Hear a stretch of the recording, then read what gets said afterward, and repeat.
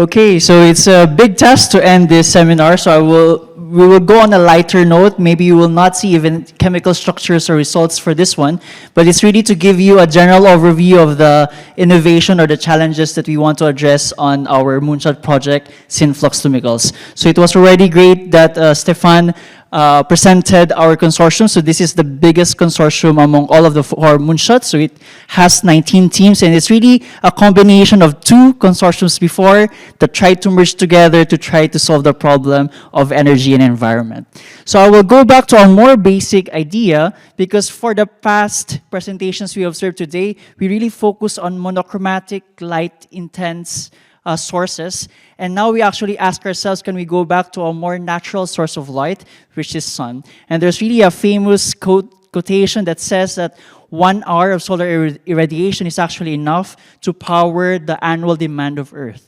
So sun at its core presents a relatively good and sustainable potential for supplying our energy demands, and it gives a much more potential compared to the other renewable sources, and it's a sustainable alternative compared to the finite reserves that we have from fossil fuel sources. And the question about sunlight is that it's actually intermittent and dilute, and it's even dispersed unequally among the world. So that's why there's this mismatch of energy supply and energy demand. And the idea is we want to try to get all of this excess energy where the demand is low, and try to capture the solar energy, try to create charge separated and convert it to useful charges, and eventually store it into a chemical form that we can use as a fuel at the end. So photovoltaics have focused on the first 2, converting sunlight to electricity, to useful charges. But then we have solar chemistry that tries to store all of this solar energy to chemical bonds, which we can then use on a later stage to serve as a fuel. And because we're on the axis of energy and environment, we wanted to look actually on a much bigger scale of the problem of climate change. And we really have this plot of having CO2 increasing at higher levels now. But if you try to look further or magnify the system, you really see this oscillation of up and down and up and down. And this is really caused by a natural phenomenon of photosynthesis. And I'm glad that Leif didn't introduce it earlier to just give you more of a cartoonish representation of the system. The idea is you have all of these so that's the problem. Okay. You have all of this assembly of chromophores that are assembled in an antenna system that then gets or harvests all of this solar energy and directs it to the reaction center, so photosystem 2 and photosystem 1, where now the reaction center separates this charge. The holes are used to oxidize water to oxygen to produce electrons and protons.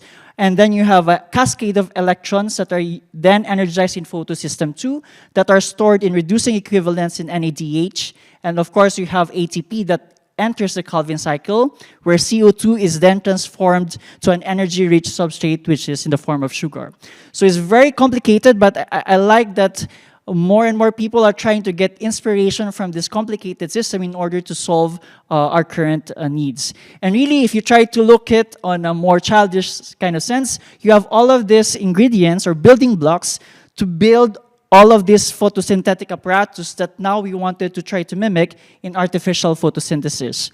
So again, the color scheme is the same. We try actually just to combine all of the chromophores, having them assembled with multi-electronic catalysts, doing reduction or oxidation catalysis. And this can be in the form of photocatalytic devices, where you have this kind of scheme. But we can have as well a photoelectrocatalytic device, where we now try to heterogenize all of the system into photoanodes and photocathodes to have a separation of the products that we have at the end. And really, up until today, there are really few standalone devices that try to combine all of these chromophoric units, or people trying to develop the multi-electronic redox catalyst and having a little bit of rare examples of having all of these hybrid assemblies. So then this actually converts to low energy efficiencies of the final device at the end. So these are the current challenges that we wanted to look at in SYNFLUX LUMICALS. So the idea is, how do we efficiently collect all of the photons? So then should we look at panchromatic absorption of these antenna assemblies?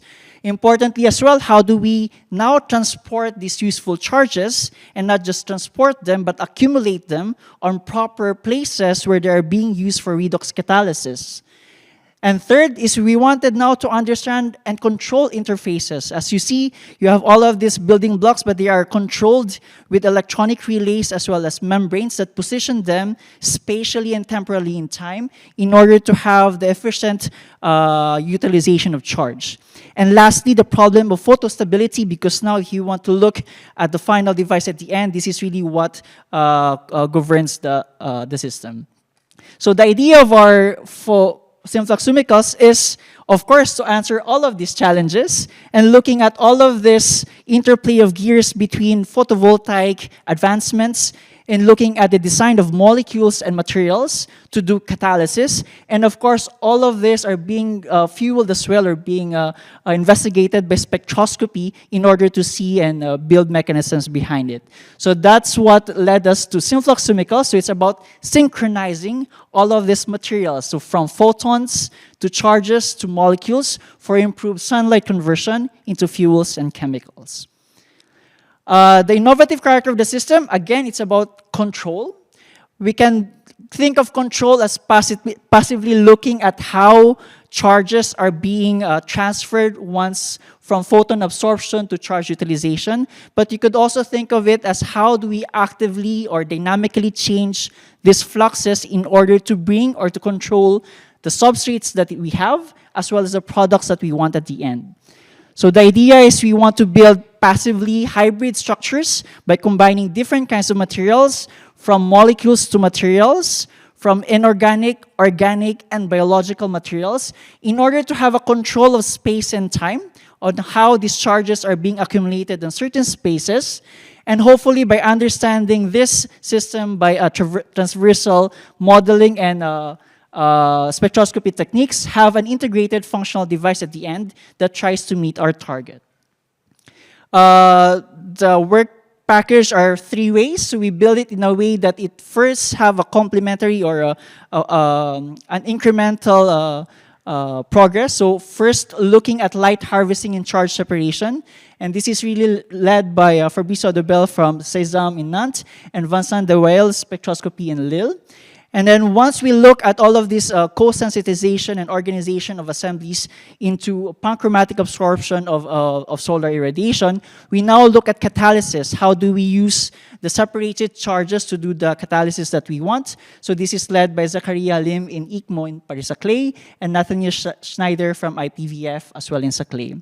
And finally, once we try to interface both the photon absorption to charge transport, accumulation, and catalysis, we now look at integrated devices, not only using simulated sunlight, but actually performing an actual external sources.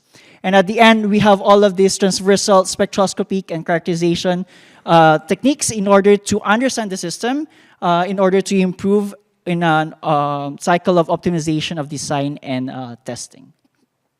Again, these are 19 teams with around 60 months of project and around 92 workforce of people, which is almost 50% permanent and 50% non-permanent people, looking at the expertise of molecular chemistry up until advanced spectroscopy.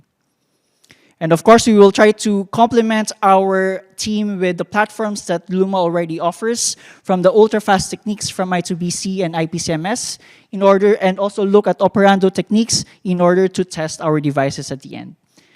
So this is SYNFLUX LUMICALS, and we will nourish you with more results tomorrow, but tonight we will enjoy the cocktail dinner. Okay? Thank you.